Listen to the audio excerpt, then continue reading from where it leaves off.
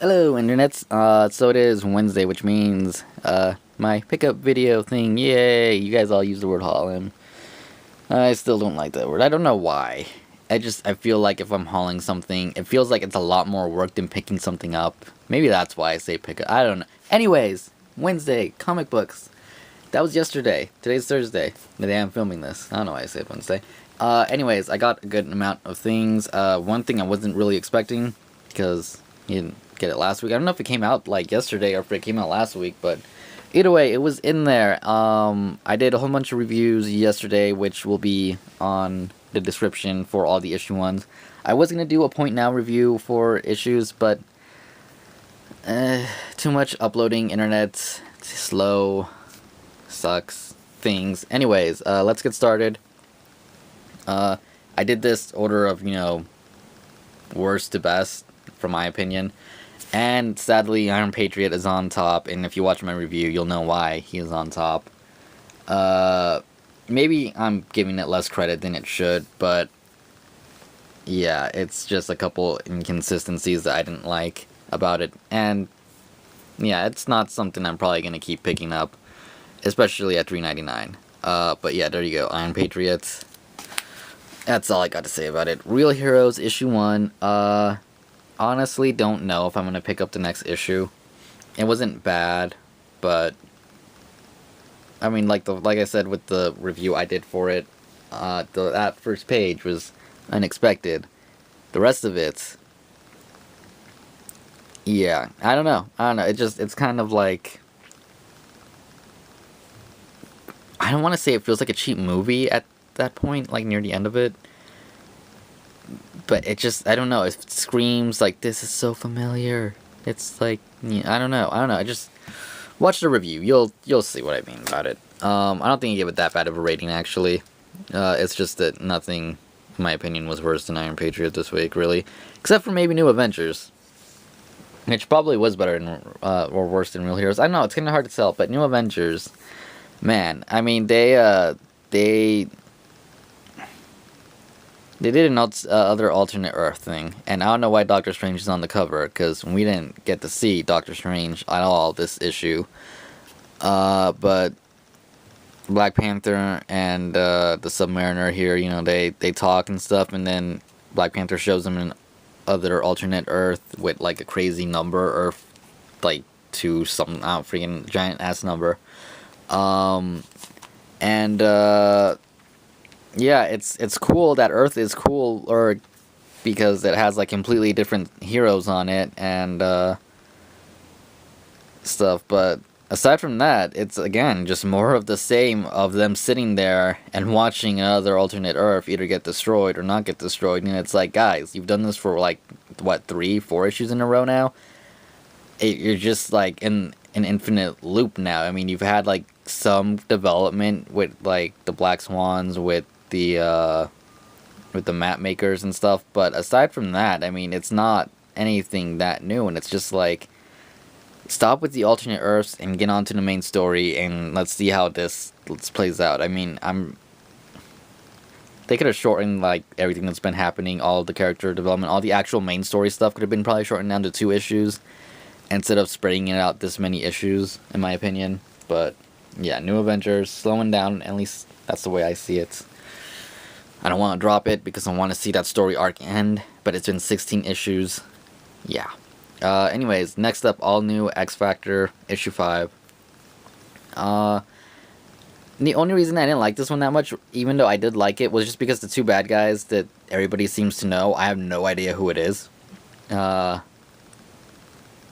about it. The Danger is still kind of not fully there, but she's getting mad at people for telling her that she's wrong about stuff. And there's this guy who's trying to buy Serval Industries. I can't pronounce that word, but he's trying to buy it, and yeah, that's what's going on there. I mean, it wasn't a bad issue at all. It's just I didn't know who the bad guy is, and they made more of a big deal. It's like apparently from some alien race or something. I don't know. Still good, fun and stuff. It's just, like I said, don't know who the bad guy is. So yeah. All New X Factor. I'm still gonna keep getting it though. I still really do like that series. It's really good. Basically, everything after that, was pretty good. It was just those few issues that were more iffy than anything. Next up, Tomb Raider Over the Edge.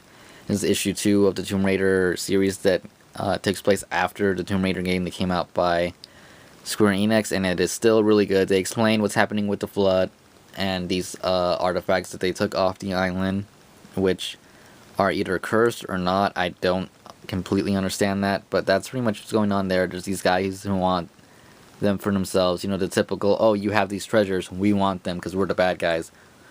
And we may or may not be from that island. I'm not going to say if they are or they aren't. And, yeah, it's good. If you played the game, I definitely recommend the Tomb Raider comic book because it is a continuing story from there. And I'm sure that they may, at least I would hope that they're going to connect it somehow to a sequel Tomb Raider game at some point down the line. Anyways, Halo Escalation issue number 4. This issue, once again, that ending had me excited. And I was waiting for that ending, for what happened in the ending to happen throughout the whole issue, because of the name of the issue, Spirit of Fire. And if anyone played Halo Wars, you know what the Spirit of Fire is. And the fact that, it may be making a return in the Halo universe makes me really, really excited. So hopefully that happens soon, and they don't stray off into a different story arc before they get to it. Anyways, here, it's after the attack on that planet with the brutes and the elites trying to do their diplomatic stuff. Lasky's taking some time off to go talk to, I believe it's an ex-girlfriend, but she's a reporter, and he wants her to help him find a mole in the UNSC for whoever leaked the information about the secret meeting, because they were attacked. If you've been reading, that's been going on. Meanwhile, Lord Hood has been in charge of the UNSC, and he's going to do an exercise thing when they get a distress signal from a UNSC ship that is old. It's using an old signal that they don't use anymore and stuff, and they go investigate it. Stuff happens. Spirit of Fire, can't wait. Still a really good series, and hopefully it will tie in really good with the next Halo game, or at least the next numbered Halo game. I don't know. We still don't know if Halo 5, or it's just going to be a spin-off with Chief yet, but hopefully it'll be good. Anyways, Uncanny Adventures issue 18 Point Now comes with the free digital collection thing, so you get Volume 1 with it, which is awesome. And it would be more awesome if Volume 1 tied into the story arc. It honestly confused me at first, because if you read the last issue, you know what's going on. And basically, it's all the mutants, small spoiler, but it's all the mutants on their own planet, basically. That thing stopping the ability to travel through time, that machine is still going. No sign of Thor, and somehow Alex and Wasp, Janet, I guess, they survived what happened at the end of the last issue, and it was a good issue. It just confused me at first. It should have said this many years later in the beginning, I think, because I'm pretty sure it's been years in the future since the end of the last issue. I'm not 100% sure, but I'm pretty darn sure. And it's good. It's definitely good. Still a great series, but I recommend reading the whole Ragnarok Now thing if you're thinking of jumping onto Uncanny Avengers. Read that story arc before you read this, because it will explain things so much better. And it was just a really good story arc. Yeah, Uncanny Avengers, awesome. And Magneto looks crazy in this. Next up, Rocky and Bullwinkle issue 1 of 4 by IDW. It is freaking awesome. If you ever watched if you ever watched Rocky and Bullwinkle as a kid, you're gonna love this, because it's basically like watching the cartoon show all over again. It's just awesome. There's really nothing else for me to say. I did a review on this on its own separate video if you want to check it out, but it's really short because, again, I didn't really know what else to say aside from it's awesome. It's Rocky and Bullwinkle, and it's just like it used to be with the narrator and everything there. It is awesome. Next up, Guardians of the Galaxy issue 13, The Trial of Jean Grey, part 6 of 6. So The Trial of Jean Grey is over. It sets up for the Scott Summers comic that is coming soon. Jean is crazy in this issue. Not like she's insane, but I mean she's crazy.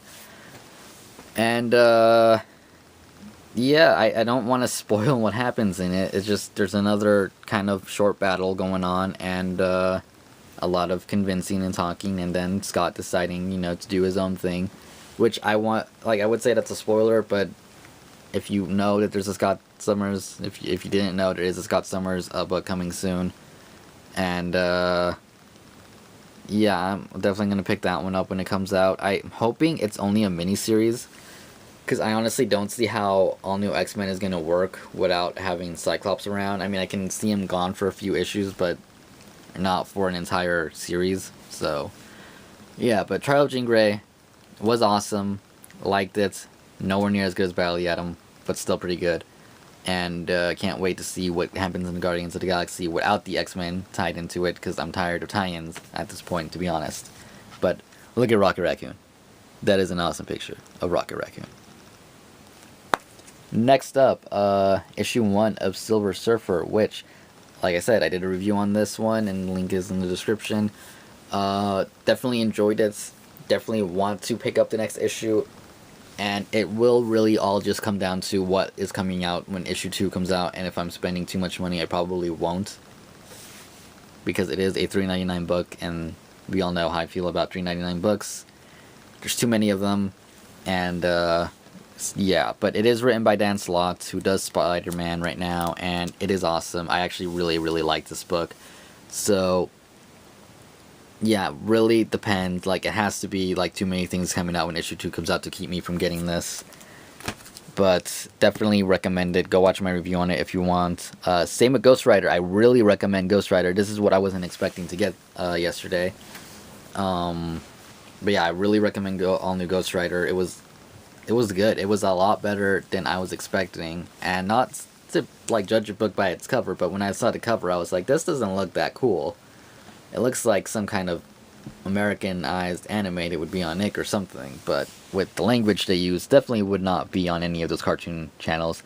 Like I said, I recommend it. It was really good. The ending was the only problem I had with it, because I didn't get how he just did that. But anyways, All New Ghost Rider, freaking awesome. Highly recommend it. If you can get it, check it out. Which leads me to the best thing that happened this week.